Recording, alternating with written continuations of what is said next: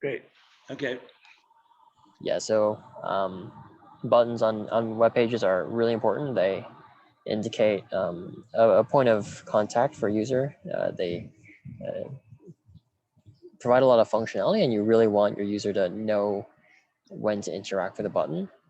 If you don't properly style your button, they can easily be overlooked, and you're missing out on providing a good user experience. So let's start off with making a quick button here. Give an ID button.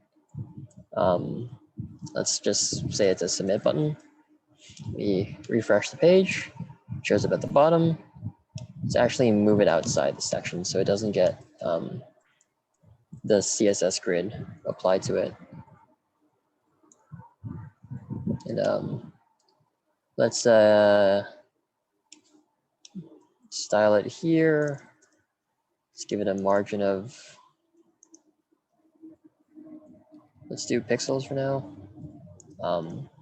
When we define margins, we generally do it in one line. You can do, you just have to define two values. So like 20 pixels, 0 pixels means that for the top and bottom margins, they're 20 pixels. For the left and right, it's going to be 0 pixels. So if I refresh the page, you'll see it moves down a bit. Whereas if I were to change this to 0.20, it would move back up, but it would be offset on the horizontal direction. So we're just going to give it some spacing. And usually we don't want to like reuse the default styling for buttons. They're a bit out of touch with current design trends, I suppose. So we like to add in some spice. Number one, getting rid of the border so that it looks a bit cleaner, and then adding some padding so that there's more space to the button. Let's say like 20 pixels is too much, so let's try that.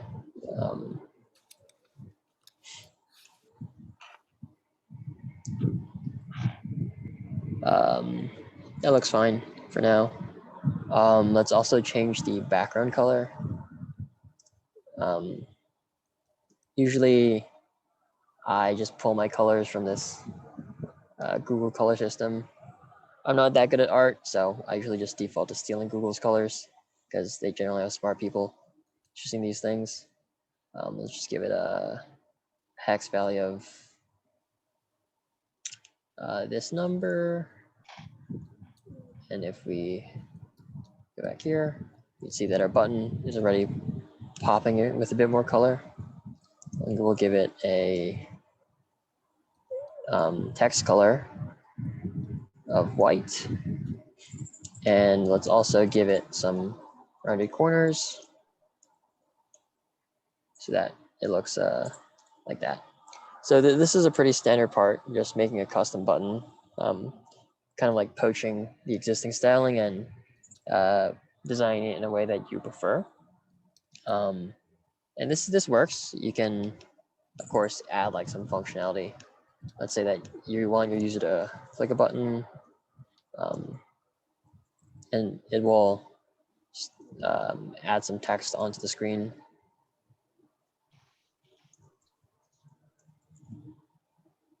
That works. Yeah, the functionality is there. It's just that while the user might see that this might be a button, it's also pretty easy for them to pass over it for a couple of reasons. Number one, the button's like pretty static. It doesn't change its appearance with respect to like hovering over it, not even clicking over it. Whereas if you see like on a lot of common websites, there's a lot of dynamic animation that goes on that really tells the user that, oh, this is something that you can click on and you should definitely interact with it. You can see here, like for instance, these little panels get larger as you hover over them. And so we kind of want to add this vibrance to our button so that a user is more compelled to click on it. And one of the most important ways to do that, a really little small touch, is by adding a mouse change, having the mouse change its type on hover.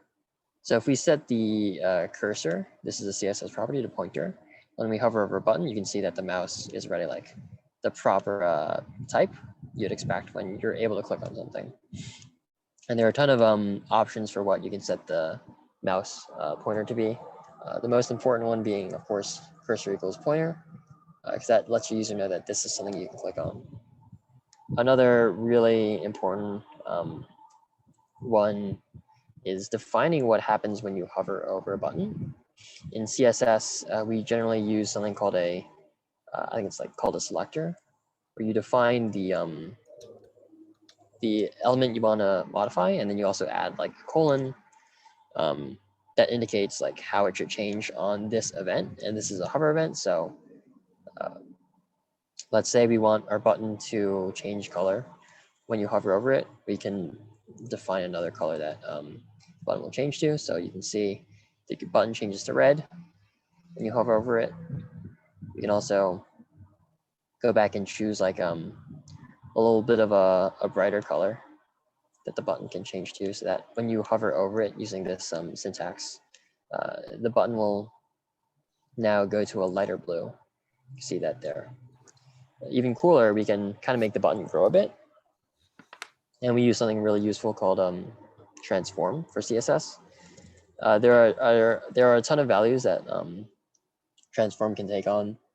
One of the most useful ones is scale, which basically lets you grow your object really easily, and it doesn't really affect other elements on the page. So if you use scale and use 1.1, because like the button is going to be scaled to like a value of like 110% of its original size. When we hover over the button, it grows a bit now.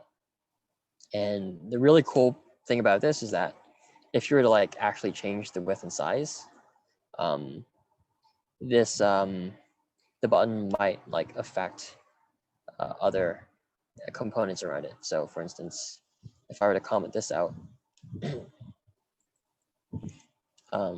let's say we define a width of 50 pixels, height of 30 pixels. And then on hover, we wanted the button to go to 60 pixels. You can see that it would start to push around other elements on the page, and we don't want that because that would cause a lot of chaos on our site. So instead, if we use something like transform, you can see none of the other elements are affected by this change, which is why using transform and scale are just such a really beneficial CSS tool. It just reduces a lot of the complexity that might occur if you were to use other CSS properties. Let me go ahead and delete those. So already our button's looking pretty spiffy, but we'd like to make this a bit smoother. Right now the transition's a bit jarring based on how quickly it occurs. So we can add another little tidbit called a transition. And we want to apply this to our original button CSS body. And to use transition, you usually define the time you want to take for the transition. So I usually default like a quarter, a quarter of a second.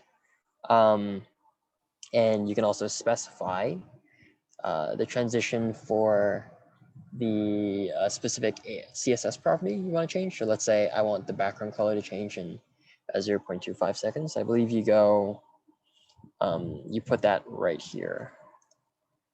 And then afterwards, you also define kind of like the animation curve that you want the duration of the animation to occur over. I usually just go to ease in out. You can imagine if it were to be ease in, the animation would look a bit different versus ease out and ease in out.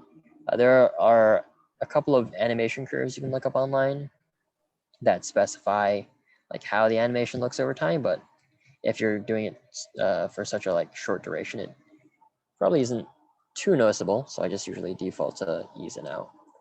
So now if you notice, the background color changes a bit slower, so it's less drastic. Currently, it only applies to the background color instead of the scale. So we can actually just remove this specification. So now it's just 0.25 seconds, ease in out. And this means that it applies to all the properties that you're going to change to the button. So you can see here, now both change at the same time, and they're both they both have the animation applied to them. And you can imagine if we even add another property, let's say we want the color to change to black, the animation would also occur, would apply to that color change as well. So those are just a couple of small but really impactful CSS tricks. Number one, always change the mouse pointer when you want a user to click on an element. Number two, try to apply transitions when you can, when it makes sense to, because that makes the viewing experience a bit smoother. Number two, if you want the behavior of your CSS to change on a specific like interaction, you can specify something like such as a hover event. You can specify what new CSS properties you want to apply to your HTML element. In Invention Universe, because we don't use standard CSS and HTML, the syntax is a bit different, but generally the CSS properties stay the same. For instance, if I go to the lab view, styles.js, you can see that the transition is still there, the cursor is still there. The only difference is that when you define a custom element, the hover element, it goes inside the definition of the custom element instead of outside in the CSS. And this just keeps everything a bit tighter, but it still does the same effect. And just as we showed in the CSS example, the transition is still a quarter of a second, ease in and out, and the item is still going to grow a bit when you hover over it. So those are just a few little things that you should keep in mind when designing your CSS. They make all the difference in terms of making it really obvious to the user what they should do on a page, and it prevents you from like having to explain that in words, which are becoming less and less popular these days on web pages. Cool, Michael. Really interesting. I know that our graphic designers have been very adamant about controlling fonts. And could you show quickly how we could control the font on that button? Because I'm anticipating that our artists are going to insist on controlling the fonts. Yeah, it's really simple. You go especially downloadable fonts. Yes, that is actually a good question. I can't really demo that now because I don't have any downloadable fonts on my computer. Yeah. Generally, the way you change the font of an element is like font family, and you set it to, I don't know, whatever you want.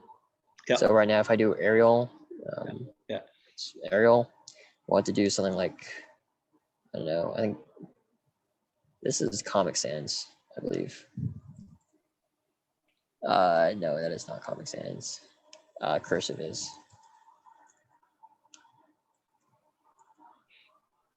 You just change it there. So there are a couple of recognized fonts with CSS.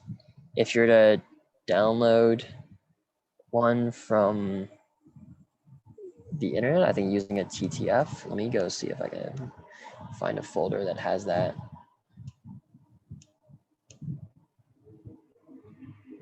The general strategy is to download the font.